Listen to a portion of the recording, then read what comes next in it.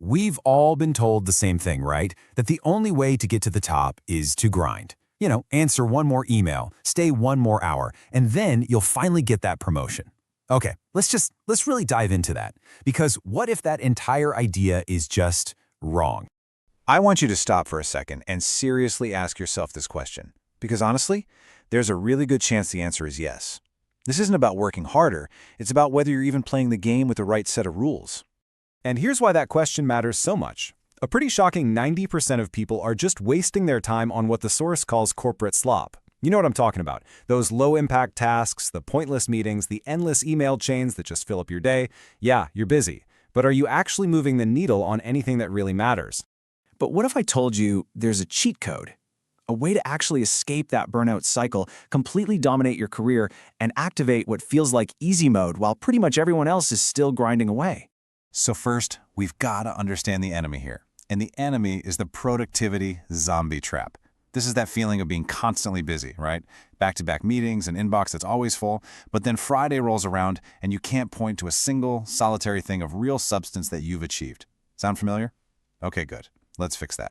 So our first hack is all about auditing your work to find where the hidden leverage is. It's based on a principle you've probably heard of, but I'm willing to bet you aren't using it correctly, the 80-20 rule. You might also know it as the Pareto principle. The core idea here is really simple. It says that a tiny fraction of what you do, we're talking just 20% of your tasks, is generating a whopping 80% of your actual results. The rest of it, that huge 80% chunk of your day, well, that's often just fake work, stuff our brain does to feel busy, but it isn't actually effective. So, how in the world do you find your 20%?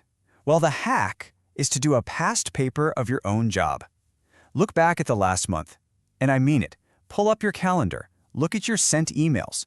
Which 2 or 3 things actually got you praise from your boss? What genuinely moved a major project forward? That's it. That's your gold. That is your 20%. Okay, let's get into our second hack. This one is all about manipulating time, or, at least your perception of it, to trigger a state of hyperfocus. We are going to weaponize a psychological principle, and it's called Parkinson's law. So, here's the law in a nutshell.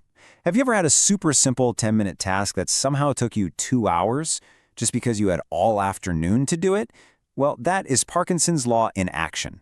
The work just puffs up like a balloon to fill whatever container of time you give it. So here's how you put the hack into action. Instead of just vaguely saying, I'll work on the report this afternoon, you pick that one task, you set a ridiculously short timer, let's say 20 minutes, and you just go. The urgency creates an emergency. Your brain stops procrastinating and enters what is basically a speed mode for your career. All right, hack number 3. This is all about how to stand out in a sea of generalists. It's about how you position yourself so you're not just another employee, but you're an absolutely indispensable expert. It is time to develop your spike. I absolutely love this line from the source material. Being well-rounded is extrovert propaganda. The whole idea of being a jack of all trades, it's a trap. To be memorable, to be valuable, you need a spike. Think about college admissions. They don't want someone who's a 7 out of 10 in everything. No way. They want the person who is a 10 out of 10 in one specific, kind of obscure thing.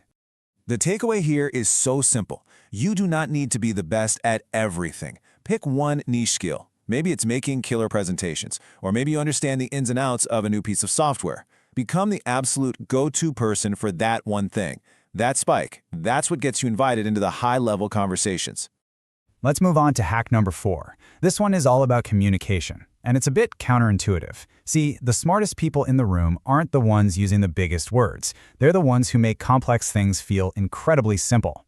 This is called the Feynman technique, and it's named after a brilliant physicist. The rule is dead simple. If you can't explain what you're working on to a 5-year-old, you probably don't really get it yourself. Using jargon to sound smart?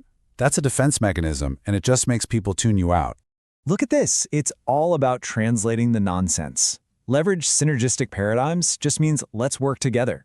When you can do this, when you can translate that complex corporate speak into simple, powerful ideas, you don't just look smart, you look like a genius. All right, our final hack. This one's for those big, long-term projects. It's about what you do when that initial excitement wears off and you honestly just want to quit. This is how you beat the wall. Psychologists have a name for this. They call it the stuck-in-the-middle effect. You start a big project with this huge burst of energy, right? But then halfway through, the novelty is gone, the finish line seems miles away, and you just hit a mental wall. Your motivation completely plummets. The solution is to manufacture your own momentum. Don't try to tackle the whole giant thing at once. Break your goal down into ridiculously small, bite-sized tasks. Each time you check one off, your brain releases a little hit of dopamine. This creates a chain reaction, a domino effect of small wins that becomes this addictive force, and it just carries you right through that wall. So let's do a quick recap. Here is your new career cheat sheet. Number 1, use the 80-20 rule. Focus only on the 20% of work that actually matters. Number 2, use 20-minute sprints to force that emergency focus and just kill procrastination. 3, find your spike and become a 1% expert in something. 4, simplify everything. If you can't explain it to a 5-year-old, you don't get it. And finally, number 5, celebrate those small wins to create a domino effect of unstoppable momentum. But listen, here is the single most important takeaway. Just knowing this stuff, it doesn't change anything. Watching this isn't going to get you a promotion. The source material is crystal clear on this. Knowledge is in power. Applied knowledge is power. You have to actually go out and do it. So I'm going to leave you with this final, provocative thought. Take these hacks, apply them starting tomorrow, and as the source says, go out there and make your career feel illegal. I mean it. You'll be achieving so much more with so much less effort, it'll feel like you found a cheat code to the entire system.